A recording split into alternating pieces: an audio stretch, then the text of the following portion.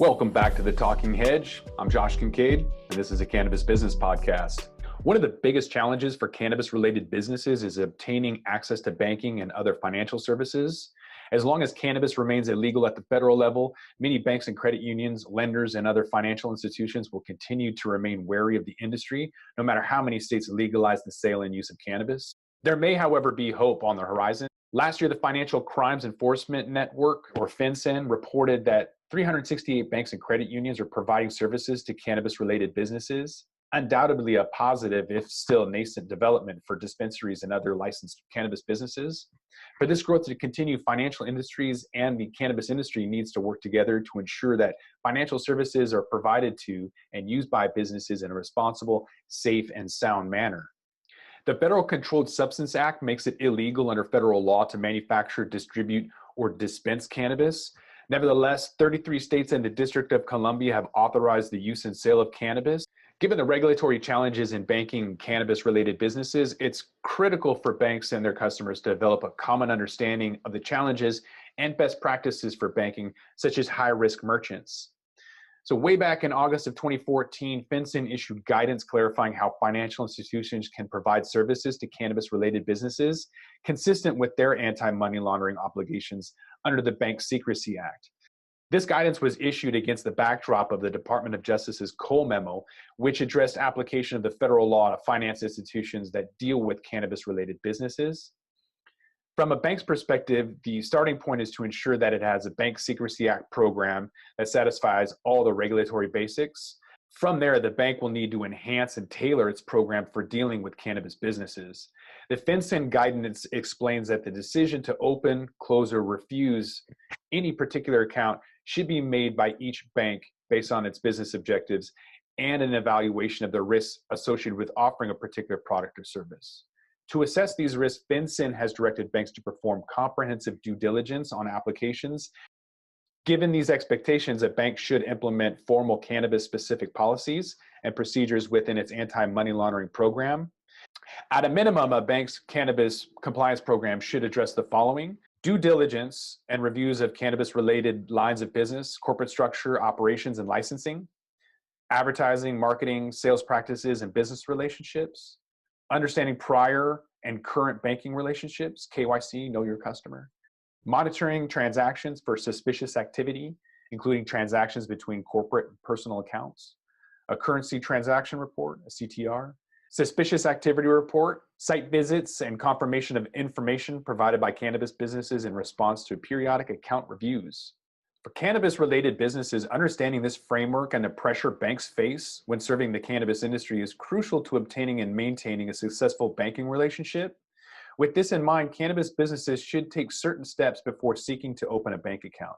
Of course, obtaining all necessary state licenses is a given. In addition, the company should appoint a compliance officer and implement policies and procedures for compliance with applicable laws and requirements, including areas impacted by the Cole memos. When applying for bank accounts, a cannabis-related business must provide accurate and truthful information in all materials submitted to a bank. Providing false information to a bank is a potential federal offense. The bank is likely to require cannabis-related businesses and their owners and officers to maintain separate businesses and personal accounts to avoid any commingling of funds. While banks are likely to continue taking a cautious approach for the foreseeable future, cannabis-related businesses and banks would both benefit from working together to ensure that bank services are provided in a safe, sound, and responsible manner, and doing so can help protect the banking system while ensuring that those responsible cannabis businesses are able to obtain banking services. If you ask anybody involved in cannabis about their biggest concern in the industry, banking is probably going to be the top answer. It's been an ongoing, much talked about issue for years and escalating within every new state that implements regulated medical or recreational programs. And yet progress seems non-existent and relies on a tenuous standing of a 2004 guidance memo from the Financial Crimes Enforcement Network, or FinCEN. Washington and Colorado are approaching their 5th year of recreational cannabis sales, and the banking situation remains the same as it was in 2014. A few financial institutions have opened their doors to cannabis businesses, but by and large, the options are limited and have little to no headway has been made at the federal level to ensure access to traditional financial services. Salal Credit Union was one of the first financial institutions in the country to openly welcome legal cannabis businesses. It began serving state licensed business in Washington in June of 2014, just 1 month before the state's first legal recreational sales. It's gone very well, but they've undergone a lot of scrutiny. A lot of these businesses operate online, and banking is just one of those services that they should be able to use online but can't. And in some cases are required to submit tax payments. So if banks don't allow them to have an online account, it's impossible to stay in compliance to make an online payment. So that's just one of the issues, along with the security of carrying cash and being cash operated.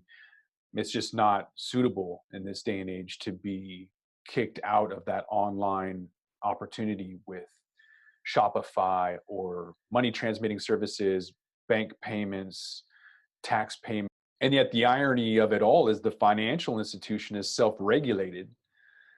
So the cannabis industry could learn a thing or two from banks in terms of regulating itself. It could implement its own banking rules, submit similar laws, policies, and procedures as a middleman. So it's essentially its own regulator. So as a self-regulatory organization, or SRO, you are your own regulator. You create all of the rules and everything for your organization and then submit it to the local, state, or federal government. They implement it, and that's exactly how the financial institution does it. They are self-regulated.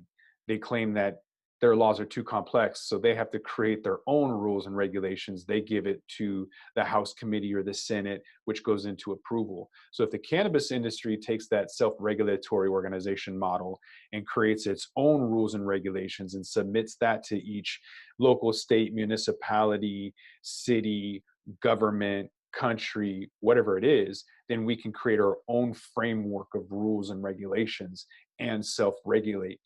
It's a kind of a homeowner association style where it's a membership. You have to pay your dues, and then as a member, then you get all of the benefits that results from that. The goal is to ensure a fair rulemaking process that addresses the interests of consumers and regulators while keeping businesses competitive. Many other industry groups have a similar conclusion, from the Financial Industry Regulatory Authority, or FINRA, to the National Association of Realtors, the American Bar Association. So cannabis can follow suit. Cannabis is at a point where there's various regulatory models that are being tested and tweaked.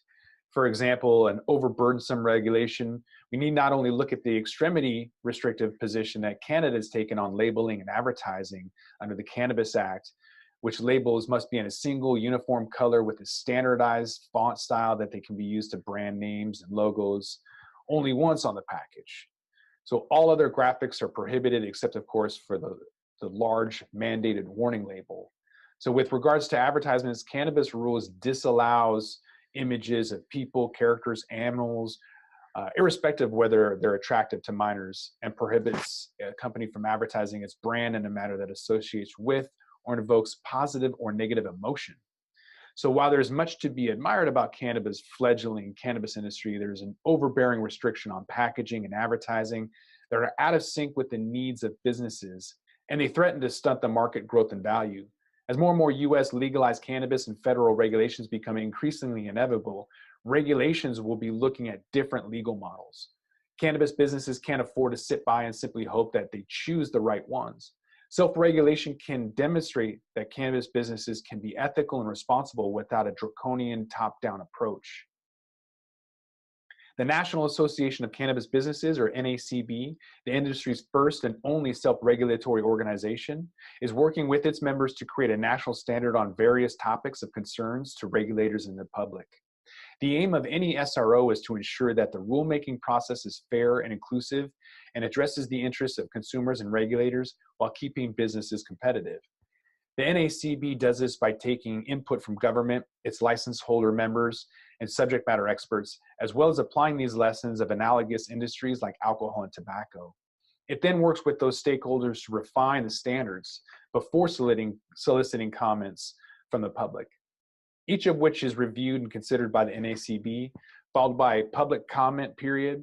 A new draft of the standard is circulated to NACB members for final vote to approval and adopted. Recently, the NACB adopted its second set of national standards focusing on advertising. This is especially an important standard, and perfect for the self-regulatory approach because the way that cannabis businesses market their products serves as a public face of the industry to consumers and non-consumers alike. It's a model that's worked in countless other industries and can work for cannabis. By writing and enforcing their own rules, the cannabis businesses can proactively shape the regulatory landscape and take control of their destinies. Cannabis companies that don't have the luxury of going public have to become a little bit more creative, and some of these individuals are looking at debt financing. So lenders are getting a little bit more creative due to industry-specific regulations. So with Canada recently legalizing cannabis, the industry observers are looking increasingly concerned with how cannabis-related businesses, particularly licensed producers, will access funds that they need to succeed in a rapidly evolving and highly competitive recreational market. To date, this has come largely in the form of equity financing. Since the 2015 federal election, more than $1.8 billion has been raised through equity offerings, and the industry market cap now exceeds $24 billion. But what about debt financing?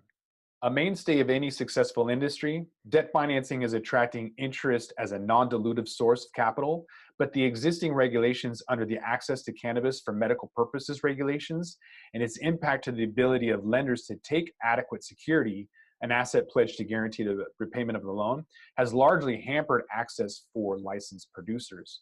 This is compounded by a generally reluctance by institutional lenders to associate with the industry because of reputational concerns. This has historically left licensed producers with limited borrowing opportunities, but institutional lenders are gradually becoming more willing to engage with industry stakeholders, and more opportunities for debt financing may soon follow. Devising effective debt financing strategies will be hugely beneficial for both financiers and the Canadian cannabis industry as a whole. Many factors have contributed to the underuse of loans in the cannabis sector, but none more significant to the challenges of taking adequate security.